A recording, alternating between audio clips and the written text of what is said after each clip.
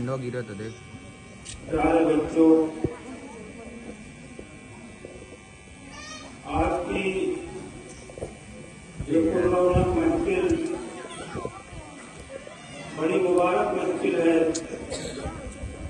जिसकी निस्बत कलामे इलाही से है। और ये कलामे इलाही ये इतनी मुअज़्ज़ज़ और मुहतरम किताब है, इस रुए जमीन पर इससे मुक़द्दस कोई चीज नहीं हो सकती। 10:45 अभी तक कहाँ जाते हैं?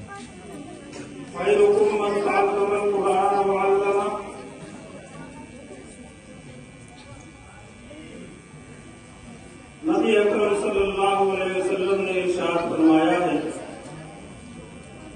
कि तुम्हें सबसे बेहतर वो है जो कुरान को सीखे और सिखाए। ये कुरान हम मुसलमानों के लिए एक रहनुमा हिदायत है और इस दुनिया में जीने का और दुनियावी जिंदगी गुजारने का एक दस्तूर अल्लाह ने हमें दिया है।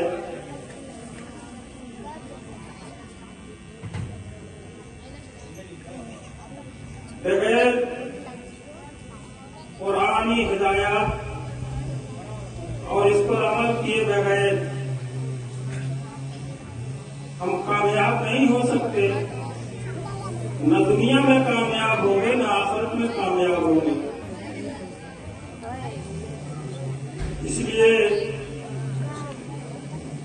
इस्लाम में कुरानी तालीमात खास तौर से बच्चों को दीनी तालीम से आरास्ता करना, ये हम सब का एक दीनी फरीजा है। हर वालिदैन इस बात का मुकल्लफ है कि अपने बच्चों को कुरान की तालीम और बुनियादी दीनी तालीमात से आरास्ता करें। ये काबिल मुबारकबाद है वो वालिदैन जिन्होंने अपने बच्चों को इस तालीम से वाबस्ता करने के लिए और उनको दीनी तालीमात के हसूल के लिए मदरसों में भेजा और असातिज़ा और इंतजामिया के लोग भी काबिल मुबारकबाद है। इन्होंने एक इज्तिमाई तौर पर मिल्लत को इस फरीजा अदा करने की जिम्मेदारी अपने कंधों के लिए इब्तिदा से तालीम पर जितना जोर दिया गया है इस्लाम में, जैसा कि आप सभी हज़रात वाकिफ हैं, सबसे पहली जो आयत नाज़िल हुई वो इक़रा थी। पढ़ने ही का हुक्म दिया गया है और बगैर तालीम के कोई कौम इस दुनिया में तरक्की नहीं कर सकती। लेकिन तालीम भी वो तालीम मकसूद हो जिस तालीम से कोई इंसान अपने खालिक व मालिक और अपने रब हकीकी की मारिफत से दूर न हो। इसीलिए ऐसी तालीम दिलाई जाए बचपन ही में कि बच्चा खुद अपने रब को पहचान सके। इसके लिए जरूरी है और खास तौर से इस दौर में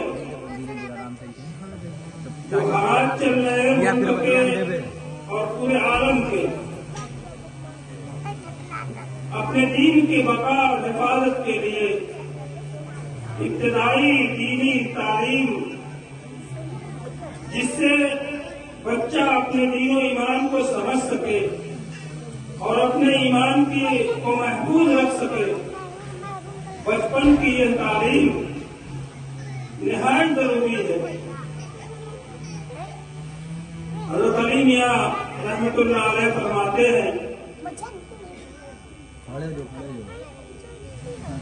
कि बच्चों को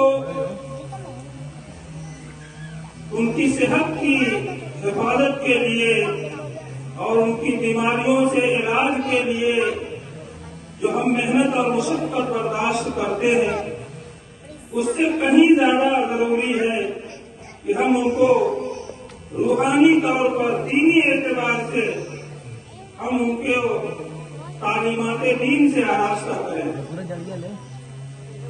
जिस तरीके से वालिदैन की जिम्मेदारी है